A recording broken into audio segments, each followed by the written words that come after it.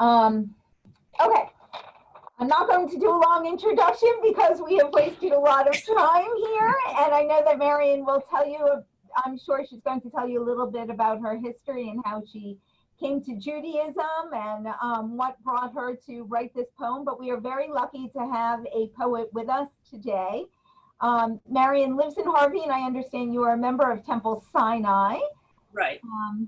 And she has been working with in 1998, she became a member of the Nomo Literary Society, which is a writing workshop led by New Orleans writer and activist Kalamu Yasalam. Her love of literature led her to writing poetry, which has been published in periodicals ranging from Bridges to Asimov's SF. Her book of poetry, Louisiana Midrash, was published by UNO Press in 2019. So I would like you all to welcome Marion to our online Marquardt lecture. Thank you for joining us and your utter patience today. No, well, I want to thank you. Believe me, I am in computers, so I know the problems that technical can always present at the last minute.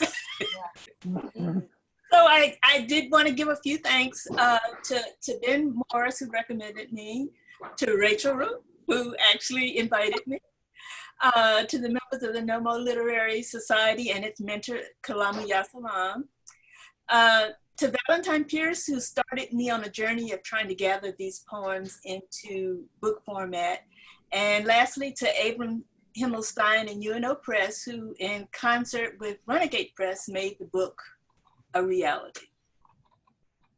So what is Midrash and why is this book called Louisiana Midrash?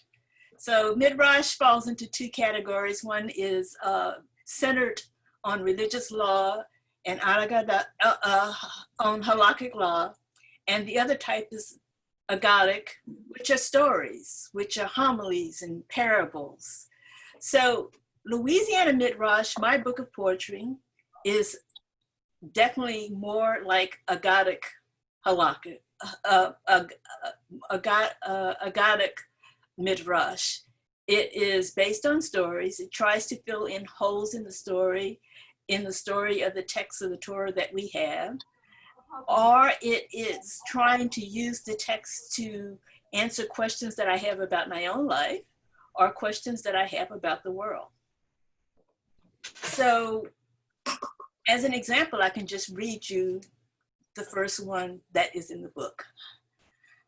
And if you have questions, I have part of the Zoom smaller so that I can see my text, but if you put something in chat, I will see that it highlights. So if you have questions or comments, definitely feel free to stop me. I might necessarily not see your name, but I will see the chat button light up. The first one is called Literary Children. It starts with an epigram. And when Rachel saw that she bore Jacob no children, Rachel envied her sister and said unto Jacob, give me children or else I die. Genesis 31. Their wedding gift was Abraham's biography. When Jacob tells the story, at its high point, the old man strides along the mountain ridge with God, arguing for the souls of Sodom, for Lot and lost Gomorrah. Jacob reads the story to Leah's children as they fall asleep at night. Leah's eyes meet Rachel's, not in triumph, but in understanding. The only letter that Leah writes is love on the hearts of her children, silent vows beneath Jacob's deeper impressions. The only poem that Rachel can pen is written in tears as her sons leave her remains behind. So what holes did this fill in the Torah text that we are given for me? One of the reasons I wrote it is because we are given a story of Leah and Rachel as antagonists. They compete for Jacob's time. They compete for having children. But I wanted to show that they are also sisters. And if you read stories, contemporary stories of polygamous marriages. The women act as sisters. They are a team. So I wanted to present that point of view, to show them as sisters, and also to acknowledge the fact that we don't have, because they are illiterate, we don't have their story. What we have is the impressions that they made on their children, which obviously they did make a big impression on their children. So the next one I wanted to read is another story of relationships. We're also given in the Torah a relationship between Esau and his brother Jacob, and Esau and no relationship actually between Esau and his nephew Joseph.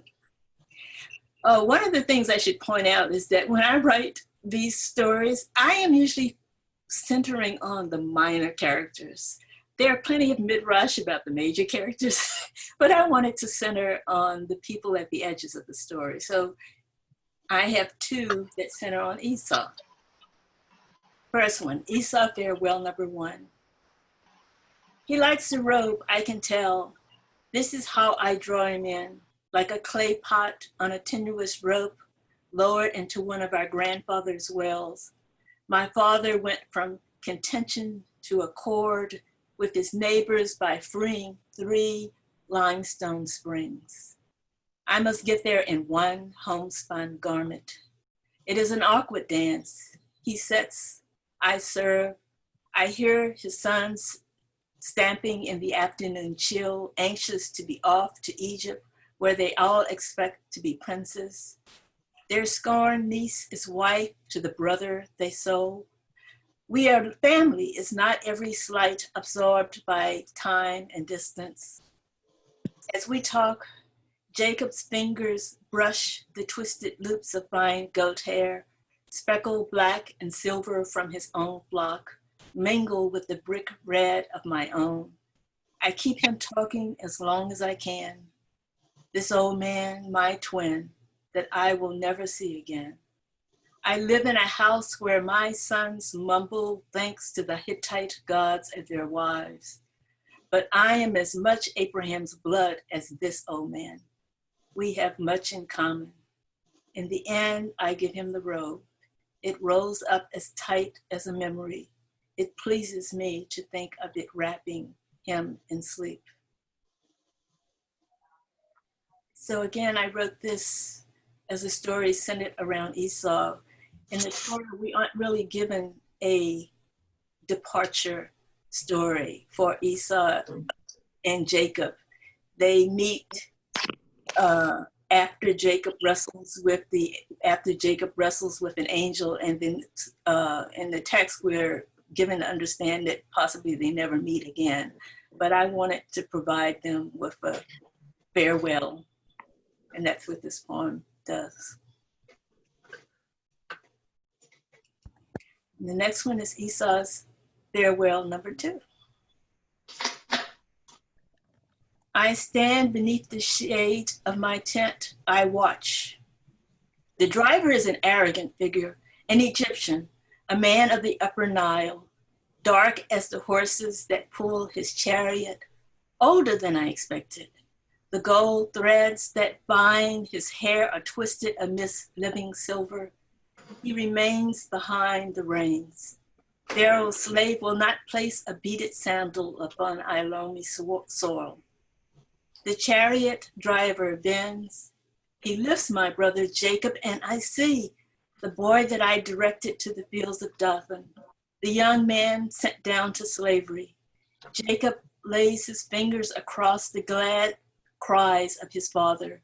Officially, Pharaoh's minister never left Egypt's soil, never set foot on his native land. Should I go out, find out if Joseph's forgiveness extends to the stranger that found him seeking his brother in the fields of Shechem, the man who pointed him to Dothan, to the pit, to peonage in Egypt? I have a plea of my own. One day I will say, bring Israel back to his land. The I land. can't hear you. Okay. Bring Israel back to his land, the land of his fathers, and the land of his brother. So again, this is another poem from Esau's point of view. And in this case, it's sort of a what if. I am saying that what if the stranger that Joseph meets in the field that tells him where to find his brothers, which is the reason why he eventually gets sold, was Esau. That's one of the what ifs. And the second what if is that what if Joseph, in the text we're told that Joseph sent his brothers back and said, bring my father back. But I propose that Joseph could not wait to see his father.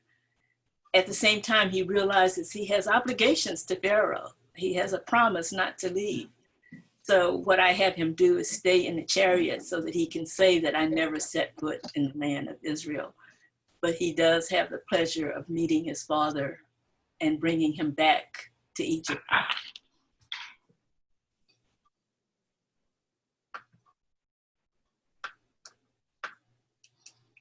If anyone would like to comment after the poems are read, please, by all means, join in.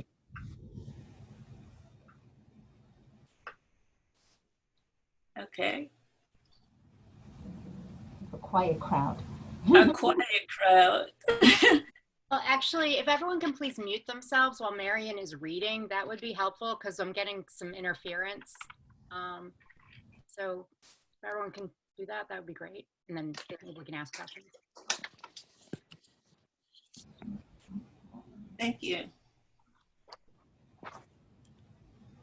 The caves of Malpala starts with an epigram, Genesis 5:25-18. And Abraham breathed his last, dying at a good age, old and contented. His sons Isaac and Ishmael buried him in the caves Malpala. This poem had sort of a personal, this is a case where I'm using the text to interrogate something that occurred in my own life. But it still centers around the story, the relationship between Isaac and Ishmael, who we hear come together to bury their father. Come near, dear Isaac, as I parse yet another postcard. Whisper in my ear, forefather, as I have given up on letters. Through what conduit should I appeal? Please call, please contact. The line that joins us is disconnected, and my bell has no listing. Your brother Ishmael dwelt in Egypt, but my own is 548 miles away, 8 hours by car, days by camel. Could you pick up some ancient horn, say briefly, he's dead. Did you know that Ishmael would fly to comfort you as brother? How to express such mixed emotions? This is the man who tossed me to the desert winds.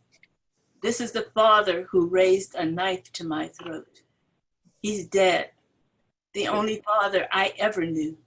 The only father I never had.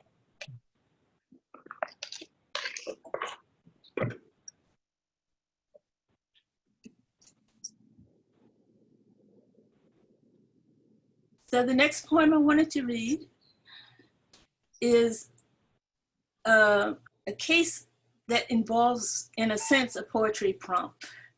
I don't know if you know what a poetry prompt is. Sometimes you have no idea whatsoever what to write about. And there are people online that will provide you prompts.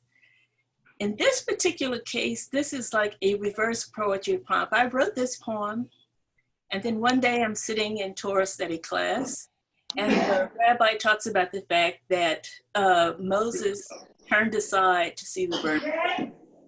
And we don't know if there were others who saw the bush but did not turn aside. And I thought, well, wait a minute. I wrote a poem about the people who did not turn aside. So that is this poem, Mixed Multitude. I am the man who, chasing an errant lamb, glimpses the flicker of flame, but turns aside. Sorry. I'm sorry. Sorry about that. I'm trying to. No problem. I am the man who, chasing an errant lamb, glimpses the flicker of flame, but turns aside to rescue the missing. I return to my flock, wary of wolves in this wilderness. I am the woman who hears a burning melody tumbling from rusted leaves. God sings from a cleft in the rock, yet I go back to camp, remembering my ailing mother and the water that I carry. I am the retinue that must be rescued by Moses, by Harriet, by Toussaint in his borrowed uniform. Released from my servitude, I hold my head high, brazen enough to ask for back wages. Tell the prophet that I was loyal to family, if not to God.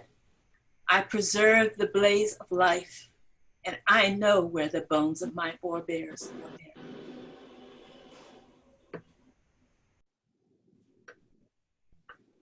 So I'm still watching. Does anybody have any questions or comments?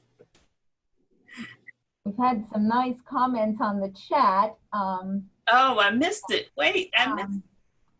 Someone said it's heartrending, so intense, great imagination. So if anyone would like to unmute themselves, please. I'm going to ask a question. I love the way you kind of focus in on the, like you said, not the main characters or the main relationships. What sparks you?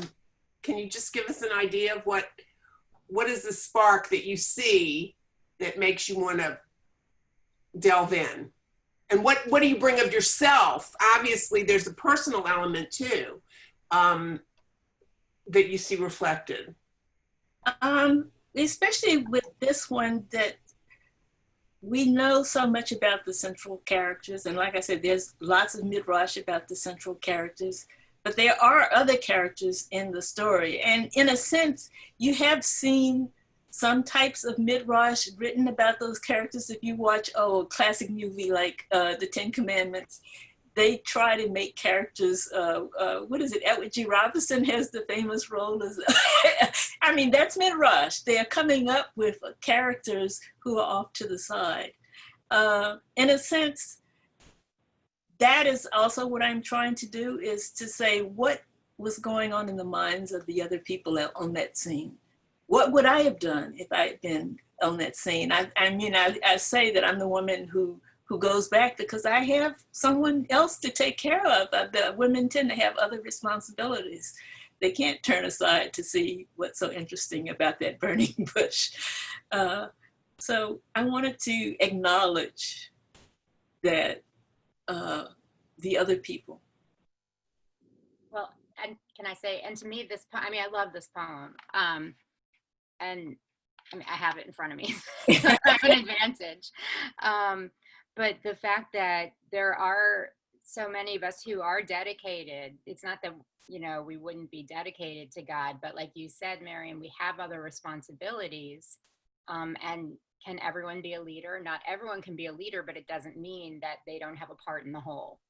It doesn't mean that they are any less as people, but like you said, they have other responsibilities. Right. So, and Moses had other responsibilities too. Fortunately, he had a supportive wife, I guess, who was willing to take on those responsibilities. Behind every great prophet, there's a great woman or something.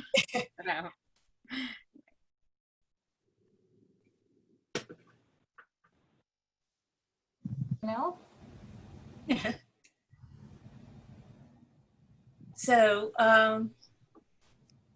the next poem I'm going to read is called Dry Bones. The workshop I was in scattered to the winds like all of us did after Katrina. And Kalamo did ask all of the members of the workshop to write something about how the storm affected them. And I think I wrote an essay,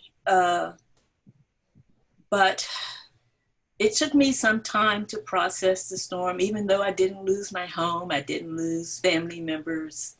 You know, there's still some loss there.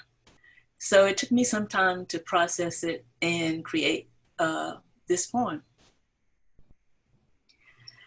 I saw an angel yesterday. I saw an angel yesterday. It was the weekend before Mardi Gras, and he was masking as the prophet Ezekiel. He was shaking a tambourine over Lafon Street. The angel was the very image of my grandfather, an old paper shell pecan colored man dancing in pinstripes. 1 foot glided over shards of glass, and one hand gripped a circlet of stretched goat skin. He brushed those 10 rattles against his thigh and raised the ancient noisemaker to the skies. Standing on my cousin's doorstep, he banged and shouted, "Can these bones live?" And right away, I knew he meant New Orleans. And instantly, I knew it wasn't Ezekiel, not my grandfather, and not the priest who saw the chariot, not the Jewish prophet, and not the Louisiana sharecropper that I never knew. Can these bones live? No, those are God's lines, not Ezekiel. It was God who cried out, "Dare me, will you? Dare me to resurrect these bones." Hineni, angel, I call. Here I am and all. But is this the best you can do? The East needs more than a song and dance man. The lower 9 earned more than a tambourine. And where are you going to get second liners in this wilderness? The bones they sent to St. Gabriel. The live ones they packed off to Houston. But angels, they are single-minded. That woman drum he gave to me and went stepping on. Now what am I supposed to do with it, tell me? And who is there to hear me play?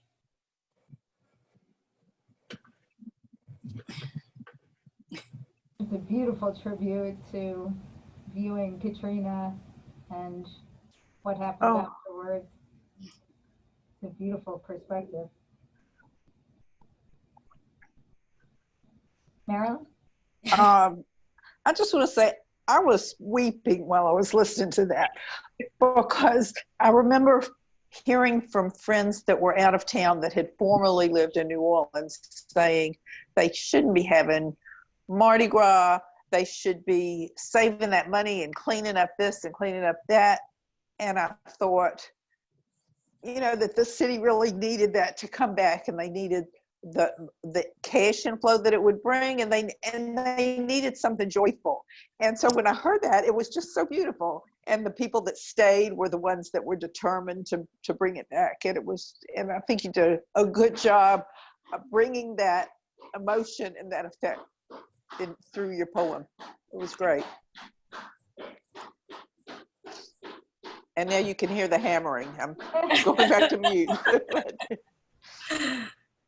Let's see.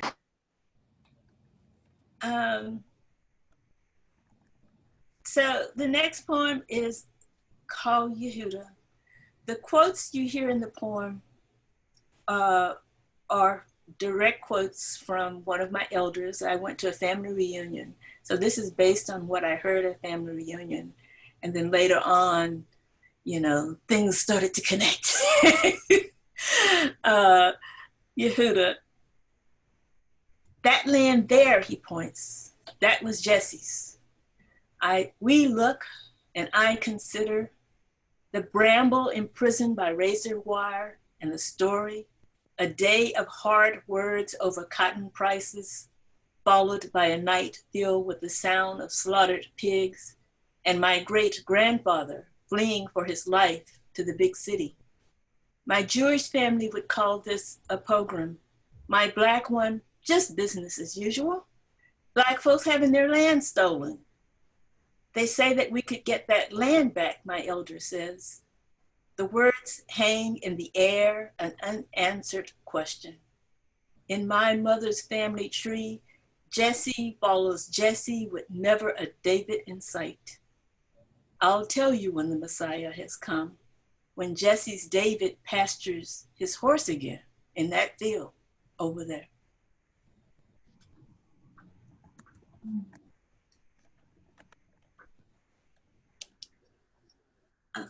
That one made me cry. Thank you, Marilyn, for saying what you said, because it gives us the permission. The line my Jewish family would call this a pogrom, my black one, just business as usual, black folk having their land stolen. Like, Yeah. That just. Yeah, I'm told that land just lies fallow. Somebody bought it, but they can't use it because there's no clear title because it was stolen land.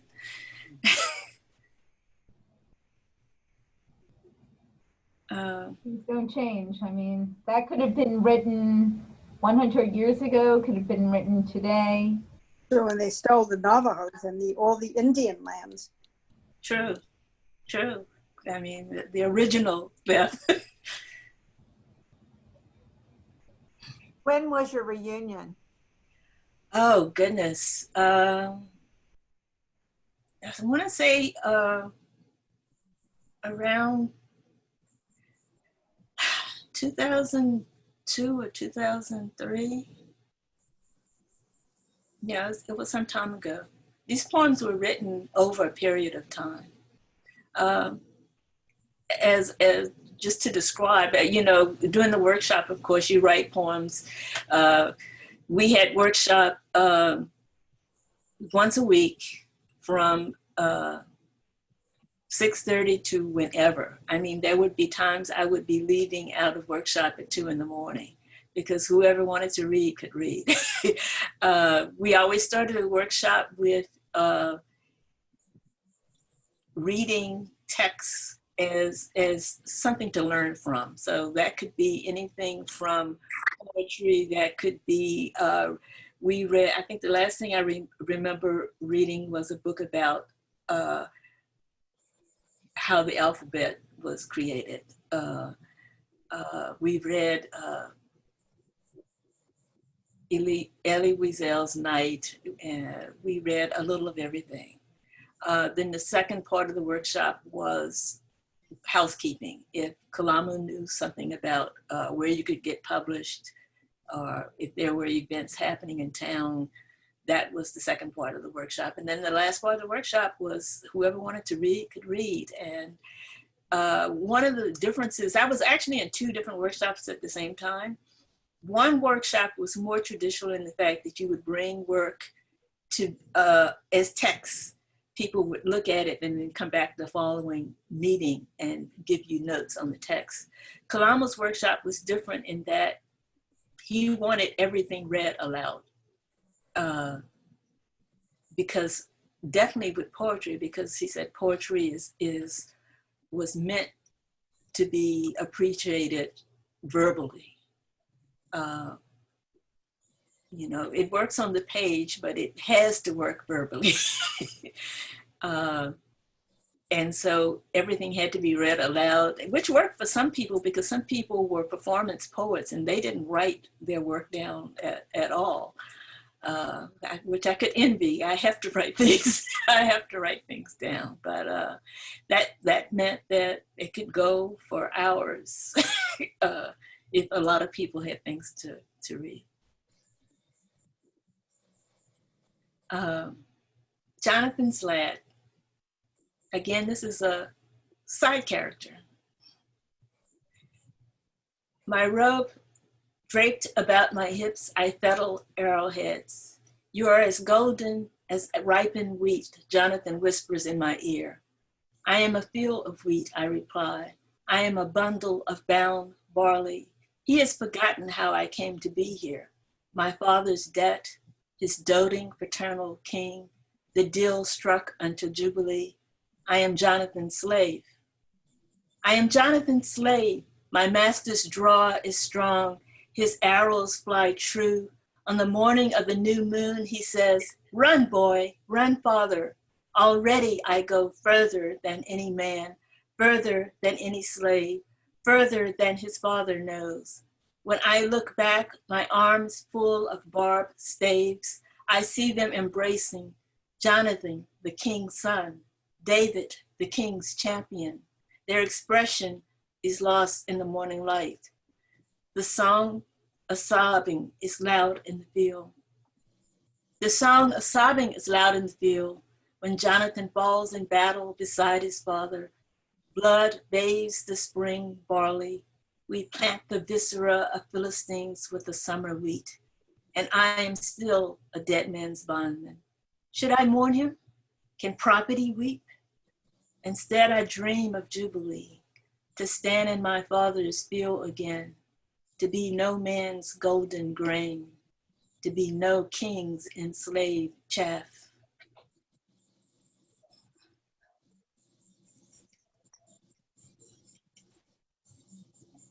So there's one more in this biblical series, very short one, scapegoats, Genesis 8:20. And again, this is centered around minor characters.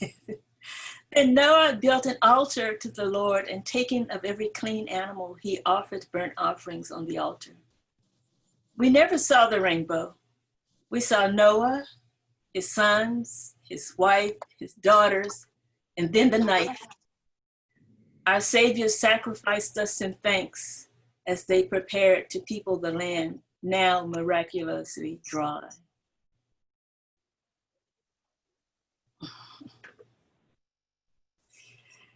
So the second half of the book, as I mentioned, are personal poems. Can I keep? I wasn't certain if we can, if there was a hard stop at noon or. No, I think that we could go a little further since we started about 20 minutes late. Okay. Everybody, I think I can speak for everyone to say that we would love to hear more of your poem. So, okay, I wanted to read poems that I wrote for my father and my mother. My father died in 1985. For my father, 3 a.m, the soul's midnight, more people die in hospitals at 3 a.m. than at any other time. And that quote is from Ray Bradbury. I think it's from Something Wicked This Way Comes. A lonely library carol and your words come to me. You read so much, you should write something. But on such shifting soil, the groundwork escapes me. Slipping away from creek pylons and spilling into wetlands of grief. I watch tiny bricks of names blur through the microfiche reader, and there you are, 1 year old in 1920. So I guess the census taker came early, before your birthday. Your father a laborer, your mother a laborer, your 14-year-old brother, your 6-year-old sister, laborers. And I wonder at the hand that scribbled this label all the way down a page that included 6-year-old children and 70-year-old men, but left your profession blank at 1, as if he knew you would not remain, would not build your family using the tools close at hand. 65 years later, and halfway between 2 censuses, you died. The lone expected call, coming in at 3 a.m. And I, the constant reader, remember Bradbury describing that hour. I turn over and cry myself to sleep for the next year at least, until the 2nd anniversary cottage would find me dry-eyed but angry that I knew that prayer by heart years earlier than my friends. You left, instructing me to build my own foundation, washed up on this gravel-filled beach between rotting pylons, miles away from where your tide went out.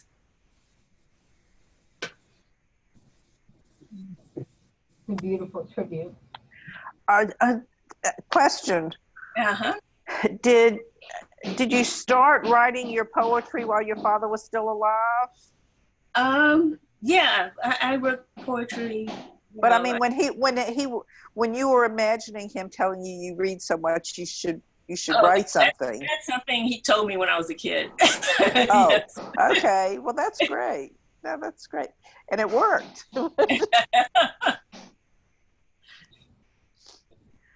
And the second one is for my mother who died in 1993. My mother in the mirror.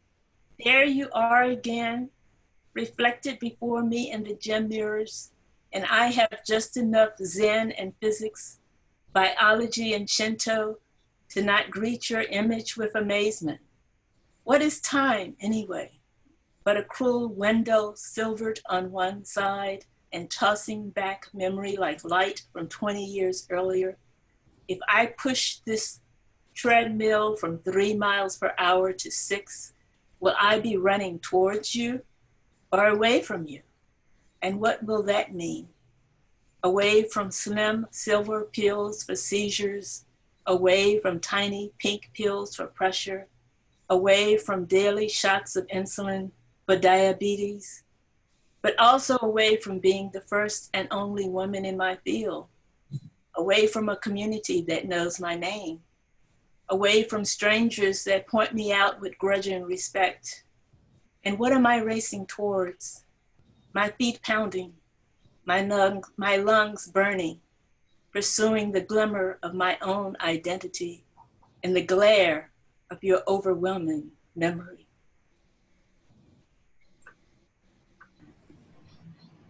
That is so universal, that last stanza, you know, for so many of us, you know,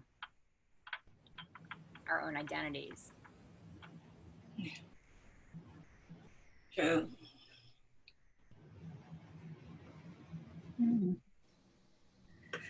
So, Diary of a Time Traveler. It's sort of a poem written with a conflicted mind. Right now, we're in a time when there are a lot of disputes going on, a lot of troubles, and those type of times normally bring both ruin and new growth. And it's hard to know where you will be, what person, who you will be in those times. And that's what this poem sort of centers on. I will explain because I want you to understand who we were. I was in class when the towers came down. I came out at a 15-minute break. I saw the news, glanced puzzled out of the office window because New Orleans also had a World Trade Center. And then I went back to class. And so did the teacher. They locked the building to outsiders, but the class went on. And on the days when New Orleans was drowning, I went to the library in Shreveport to read the news. I competed for PCs. I viewed internet news sites, the unemployed to look for jobs. Some of them murmured their consternation. Some of them tapped their foot as I sought pictures of my neighborhood. Listen, I heard there were people shopping for groceries in Paris, steps away from where the shots rang out. Perhaps some monsieur ran out for bread only to find that he needed it later when friends stopped by to console him on the death of his wife.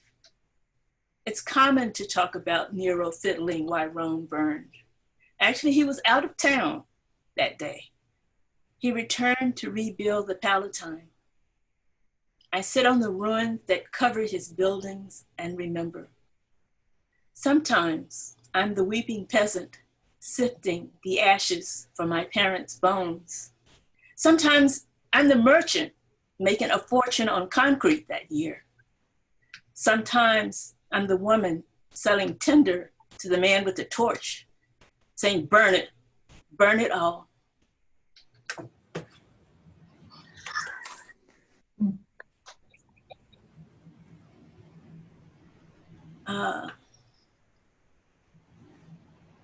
Something a little bit lighter. Not a love poem. This page wants giddiness Instead, I dangle my toes into the burble of salt water, my perch a dock on some imaginary shore. I have never ridden a porpoise in these waters, but have slammed my door on many a shark.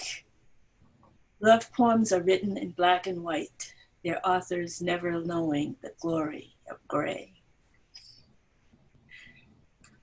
And I will leave that one to your. So I wanted to end this by to read two poems of what I'm doing now. I mentioned poetry prompts earlier. I was seeking for something to write a series of poems about. And there is a Twitter website called Freedom on the Move, which publishes ads that people published for runaway slaves. It was easier for me to think about writing poems about those people because those are the ones that got away. There are also, there's also websites for ones that were runaway slaves in Great Britain, but Freedom on the Move tends to center on poems, tends to center on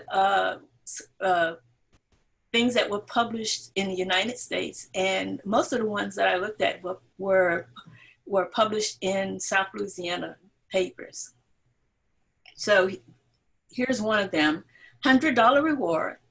The above reward will be paid by the borough of Freeport to the person or persons delivering to the keeper of the parish jail of Jefferson the slave Ned, who being confined in the jail of the borough of Freeport, did on Sunday morning the 27th set fire to said jail and made his escape.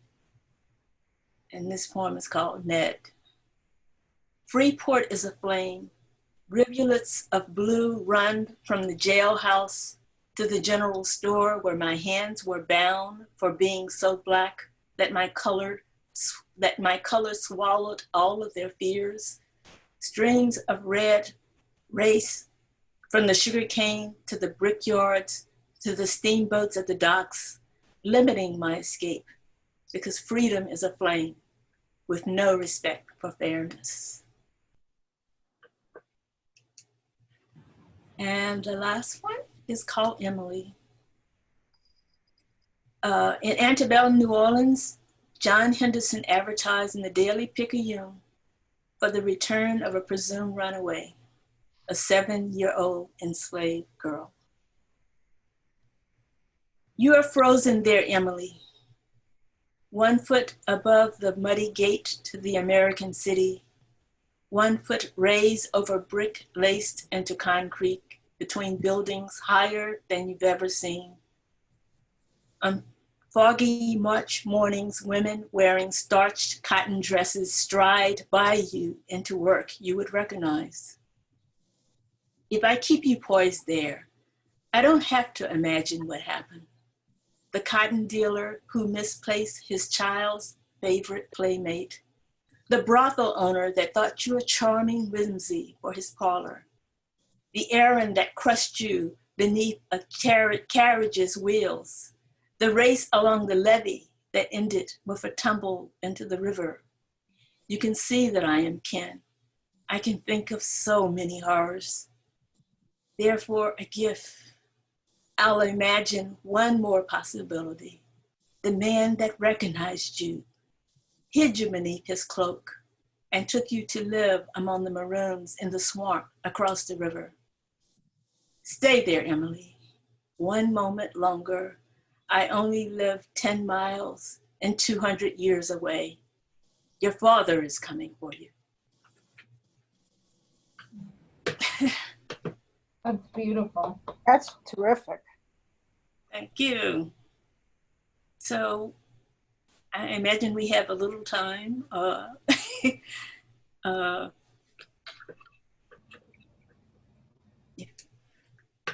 to talk. When did you start writing poetry? Was this something that you've done your whole life, or just when you started taking these classes? I can say that I have done poetry off and on my whole life. I have done fiction on and off my own life, my whole life. I concentrated more on when I got into Columbus workshop. I was already in another workshop that centered on fiction, and that workshop definitely did not want to try to handle poetry at all. So when I joined Columbus workshop, that's when I started writing more.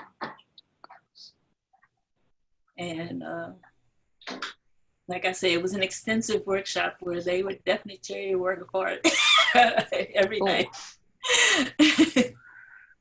Once a week. My challenge is just understanding it. I have a high school friend that's written a couple of poetry books, and I bought one and I couldn't even understand it. But Marianne, yours just is very easy to understand, and it really reaches me. It's very intense and emotional, but I get it, you know, which is, you know, which makes it great. Makes it more attainable. Yeah. That's such a gift. Yes. Because I'm an English teacher, and there's so much poetry that I don't really enjoy. You know? Yeah. I tell my students that. This is. I do not love every poem I read. You know? This was beautiful. Yeah. I would admit I'm in the same position. So I'm not an English major. So there are books to help you with writing and understanding poetry, but you just have to work at it. As Ellen will know, because I have floated things by her before. Besides your workshops, do you have like a writing partner that you collaborate with on a more regular basis? No, and in fact, both workshops have ended. Both workshops more or less got blown apart by Katrina. The science fiction workshop hobbled on for a few months after Katrina, but most of the main people left after Katrina. And the same thing happened with Kalama's workshop. People scattered to the winds, and it was just too, this was before Zoom or anything. So it was just too difficult to maintain after the storm when people were in New York and California and Boston, and, people were all over the place. So after a few months, both of them ended. Now, the people are still writing because I know at least one of the other people in the workshop. That's Jarvis DeBerry, who used to work for the Times-Picayune, was also a member of the workshop. And all of them are. It's like now things have percolated to the point where all of us are suddenly coming out with books. So Jarvis has a book coming out this fall. Karen Celestin, who now lives in Houston, has had 2 books come out. Let's see, who else? Cassandra Lane has a book coming out this fall. Jericho Brown, who won a Pulitzer this year, he has 3 books out. So the workshop has definitely produced a lot of flowers in recent years. Was Ben Morris in this group also? Is that how you know him? Say the name again? Ben was, isn't that his name? Who's our connection? Who was it who gave me your name? Oh, Ben Morris. I don't think I know him. I wasn't. You mentioned in the email that he recommended me, and I was thinking. I thought that maybe he. Yeah. So I'm not quite sure. I don't know him. Okay. Well, he obviously appreciates your poetry, so I'm grateful that. Yeah. You and passing on for us. Anyone else have any comments or questions? Thank you for bringing this to us. It was wonderful. This certainly was a nice treat. And after the stress of getting this started, it was. Yes, I'm glad that you were able to get it. That was fast. I was saying, well, we're gonna have to reschedule, but you got it together. I'm telling you. Yes, thank goodness for support here. We all understand that, believe me. Well, thank you so much. And I just wanted to do a little plug that we are going to start increasing our Morris Bart lecture series starting in September. Hopefully we will be having 2 speakers per month now. I promise to have this all organized and very smooth by then. Not sure what happened today with the link, but we will have that worked out. So I hope that you will continue to join us because we have a great variety of speakers on all different topics. We're trying to really expand the Zoom lecture series, seeing as this quarantine looks like it's going to continue at least until the end of the year. If not longer, we are trying to make it a more robust program. So hopefully we will have speakers almost every week now. We have a Lunch and Learn with a Rabbi series every month, usually the first week of the month. And 2 Morris Bart lecture speakers. We're going to have some additional speakers. So we're really trying to increase what we offer, hopefully to fill up some of your time with some learning and enrichment. So I hope that you will continue to join us. Check out our website. We'll be sending these monthly newsletters. If you receive the information that way, it will be on our website. So we'll have the information in a few different sources. And if anyone has any recommendations on speakers, this is how I find great speakers, from previous speakers or friends or people. So if you know anyone that you would like to recommend, please reach out to me. I love, love, love getting recommendations. And since it's all on Zoom, they don't have to be local. They could be from anywhere in the country. So please let me know if you have anyone in mind. Thanks. If we're not on the mailing list, how do we get on it?